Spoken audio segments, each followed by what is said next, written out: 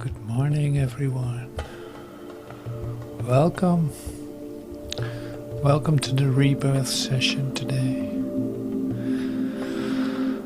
How great is that? Thank you so much.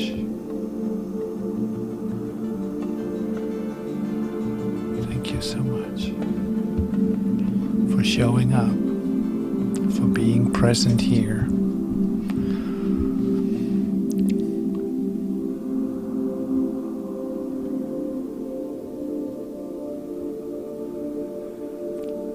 So I want to share some expressions from lesson 169 in order to be able to hear what it says in the introduction to the daily lessons at this point from the part What is a Miracle, and we'll come back to that later. So first, lesson 169, like the first two paragraphs or something. It's really beautiful.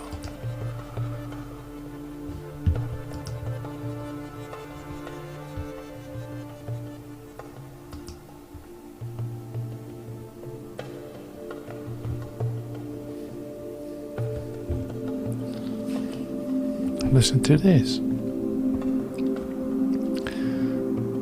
By grace I live.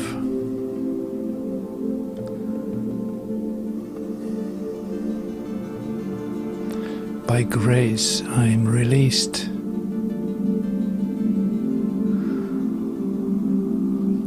Grace is an aspect of the love of God, which is most like the state prevailing in the unity of truth. Grace is an aspect of the love of God, which is most like the state prevailing in the unity of truth. It is the world's most lofty aspiration, like it's the best you can go for it leads beyond the world entirely. It is past learning, yet the goal of learning. For grace cannot come until the mind prepares itself for true acceptance. Grace becomes inevitable instantly in those who have prepared a table where it can be gently laid and willingly received, an altar clean and holy for the gift. By grace I live, by grace I am released. So grace is an aspect of the love of God, which is most like the state prevailing in the unity of truth. It is the world's most lofty aspiration, for it leads beyond the world entirely. It is past learning, yet the goal of learning. For grace cannot come until the mind prepares itself for true acceptance. Grace becomes inevitable instantly in those who have prepared a table where it can be gently laid and willingly received, an altar clean and holy for the gift.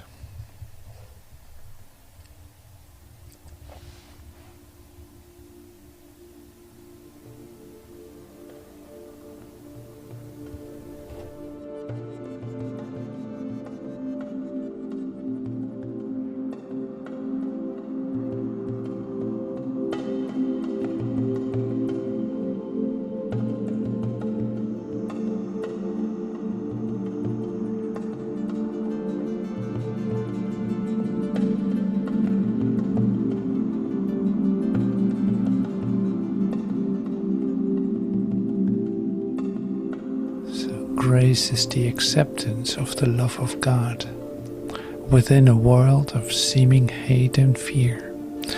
So grace is the acceptance of the love of God within a world of seeming hate and fear. By grace alone the hate and fear are gone, For grace presents a state so opposite to everything the world contains that those whose minds are lighted by the gift of grace cannot believe the world of fear is real. Well, there you go. Grace is acceptance of the love of God within a world of seeming hate and fear. Grace alone, by grace alone, the hate and fear are gone, for grace presents a state so opposite to everything the world contains that those whose minds are lighted by the gift of grace cannot believe the world of fear is real. By grace I live, by grace I am released.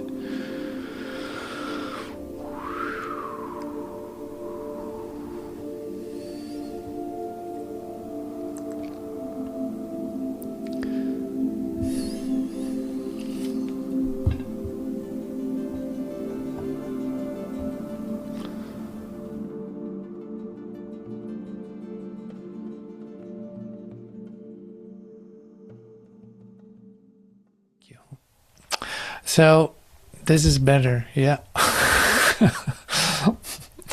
It's like today I'm really starting with the highest goal, you could say, the highest learning goal, and that is grace. It's like, it's past learning, you cannot learn it, and yet it is the goal of learning. And this is like a familiar Zen koan that we have used. It's like, you have to learn it, and yet you cannot learn it, and that's why it's possible. And it's like I'm asking for the best that I can get, so to speak, the best that is given me. I cannot take it, but it can be given to me, and this is like the perfect rebirth setup, because it's unattainable. If I try to do it, it's unattainable. I cannot get it. But at the same time, when I'm open, I can receive it.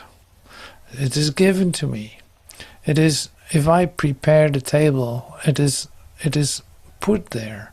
If my altar is clean, it is put there. I can come into the experience of that. That will be given to me. It's like there's no doing connected in it, but there's a receiving connected in it. So it is so in opposite to everything the world has to offer. So that means also this. It's like there is no exchange going on. It's not if you please God enough, then He will give you some of that. No. Well, like, this is totally unconditional, and that is why it's so hard to grasp, or so hard to get to. Within your human setup, you would think that it would ask something of you. You can hardly not imagine anything that is just given you freely for no reason whatsoever, just because it's yours. Like, you cannot imagine that. So that's like preparing the table has a lot to do with the idea of compensation, that you do things for a reason. This is even by attaining grace, by like trying to attain grace would be like, almost like a compromise, a sacrifice. No, this is going to be given to you. The only thing that you need to do is not demanding anything, not having it a certain way, not wanting to let it come to you the way that you think it should come to you, or that you have in fact any personal investment or involvement related to it. Like, all of that has no meaning here, is absolutely not of any help. And then the state of grace is of such different quality that you will recognize it immediately, because in fact the fear is gone. You cannot even imagine that there's anything to be afraid for. So that's what is so different too than in your say, experience as a human being in this world, because everything seems to stress you out. Every change, every occurrence, many of them, like you're not sure how to respond to it. You're trying to make the best according to the rules that you have learned, but they actually avail you nothing.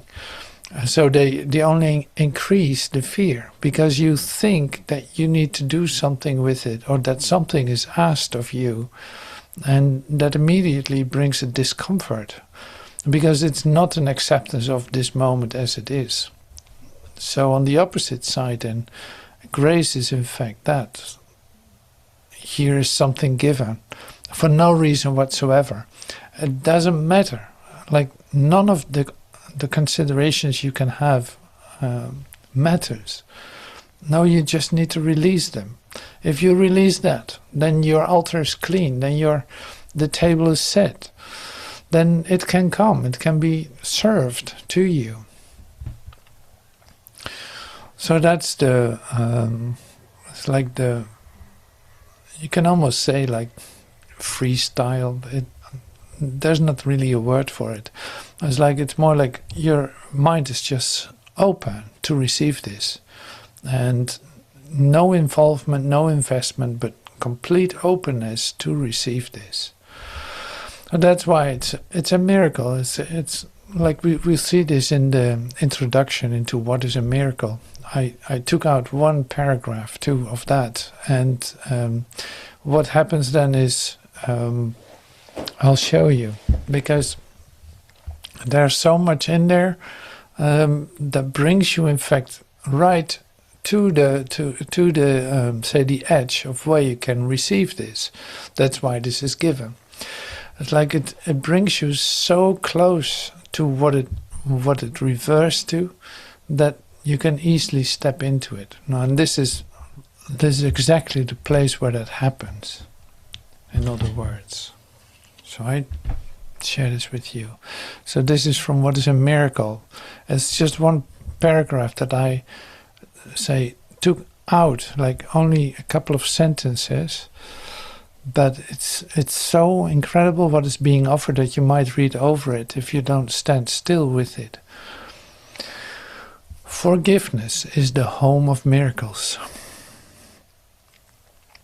The eyes of Christ deliver them to all they look upon in mercy and in love. So forgiveness is the home of miracles. Forgiveness is literally like putting it down, not bringing it up. Whatever the occurrence is or whatever the concern is, not bringing it up to do something with it, to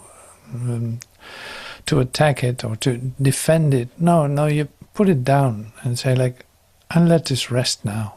I let this go. I'm opening up to the present moment. My hands can't be filled with anything. Like literally I have to come with open hands, otherwise I will not be able to receive the miracle. And this is my practice of forgiveness. It's not forgiving someone else or whatever. It's like, no, putting everything down. Just letting it rest. So that this moment can present itself in its own fullness. Forgiveness is the home of miracles. The eyes of Christ deliver them to all they look upon in mercy and in love. The eyes of Christ deliver them, the miracles, to all they look upon in mercy and in love. See, this is the request. Look upon in mercy and in love.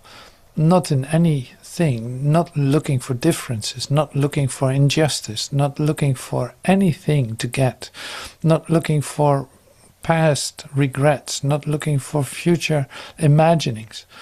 Like, no. Put it all down. Just right there.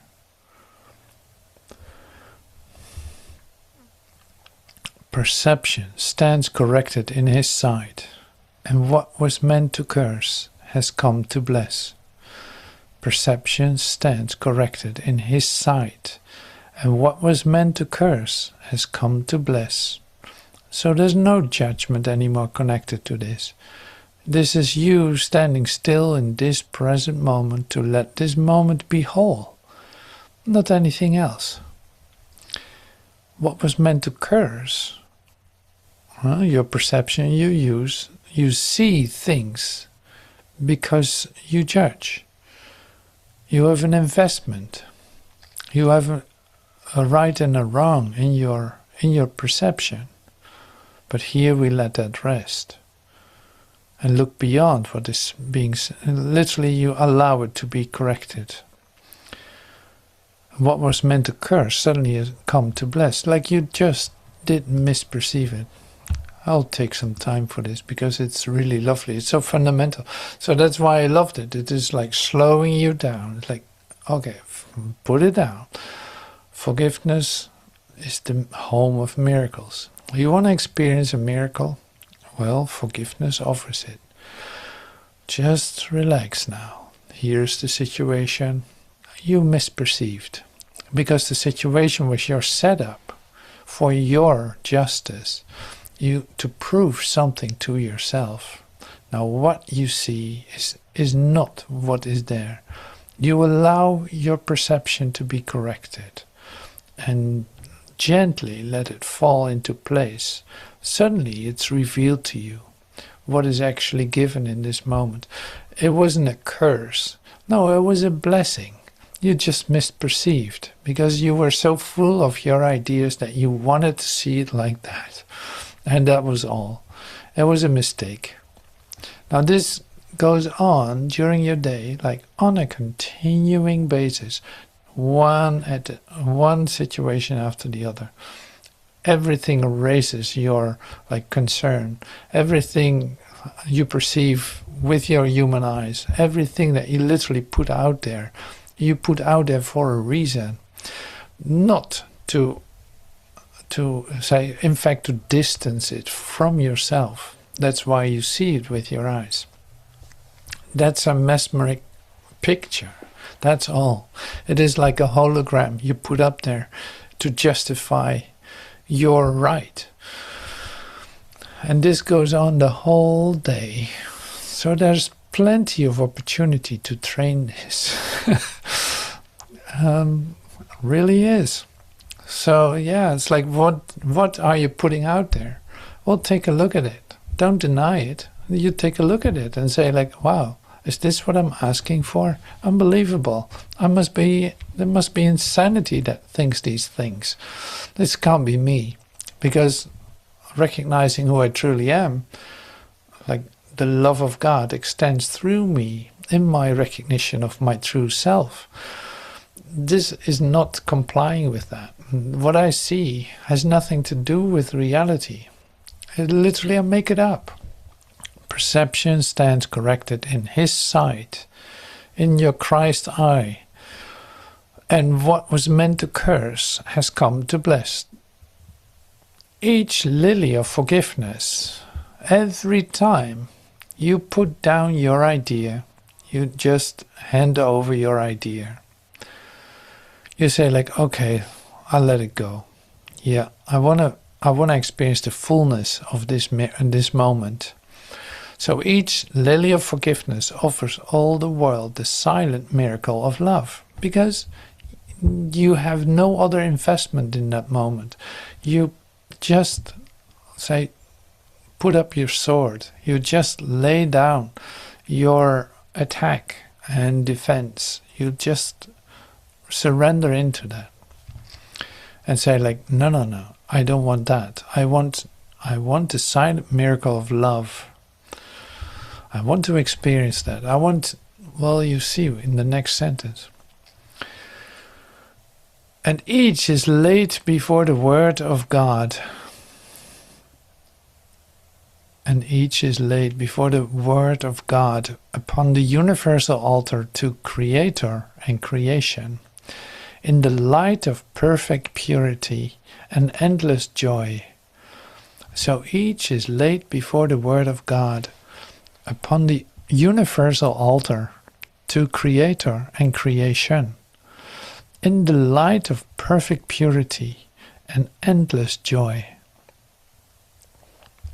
See the holy action that you are performing, you could say, by just surrendering your attack thoughts, by letting them go, you actually enter into your holiness, into your tabernacle, with a universal altar, into your temple, with the universal altar to the Creator and creation, in the light of perfect purity and endless joy.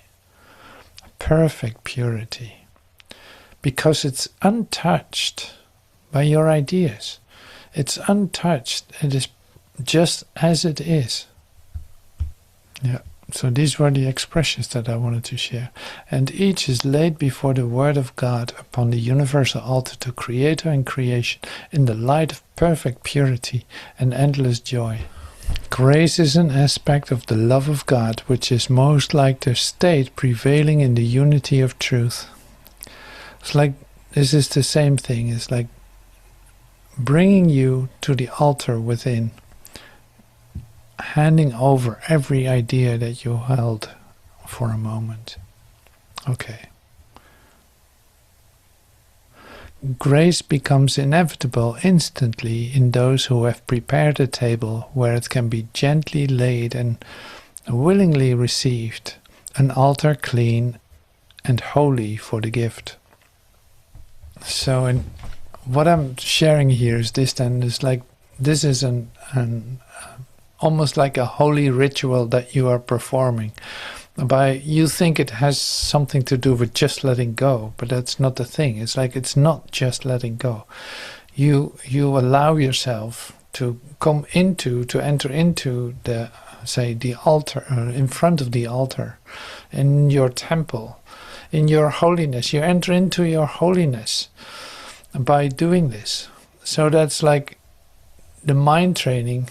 As we know this from A Course in Miracles, like the mind training, or training your mind to let go of your thoughts, your considerations, your concerns, and all this, is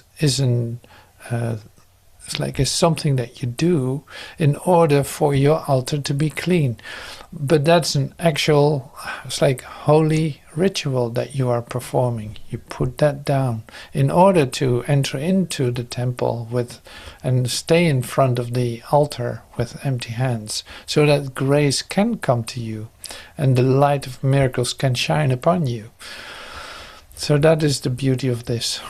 And yeah, this is what I wanted to share today, because like this is where the rebirth takes place.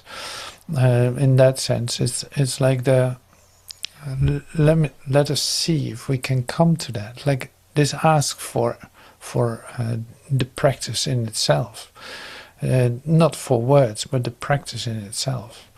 Like you immediately receive that the moment that you do it. If you have ideas about anything, then you're stuck with those. If you release them, suddenly something opens up in your mind, and suddenly there's light in your consciousness, instead of the fight, the conflict. So I'm going to be still with you in this, and spend some time just in quiet. Bit of music in the background, but like mainly quiet.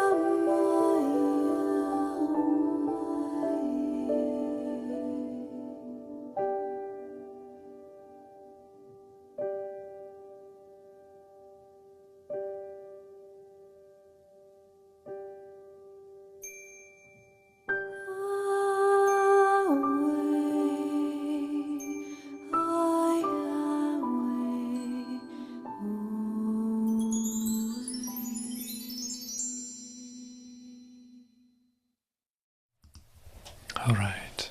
Thank you so much for joining today in this quiet moment together to let something fall into place, to let this moment open up in its fullness. So thank you for practicing that with me, and I wish you a wonderful rest of your night, a wonderful rest of your day. Thank you for everything, and see you soon. Thank you. Bye for now.